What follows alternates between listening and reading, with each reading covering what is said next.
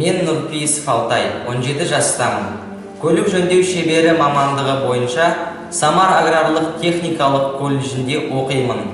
Өлеңнің авторы Алмас Ахметбекұлы. Өлеңнің аты «Көк тудың желбірегені».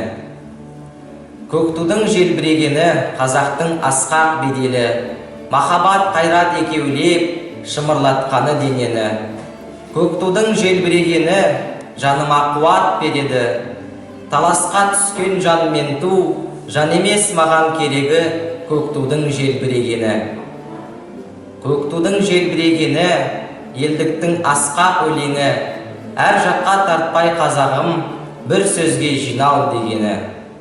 Көк тудың желбірегені бақыттың елжірегені, елдіктің асқақ қиырда қалған қазақтың азат отанға жете алмай көзінің мөлдірегені.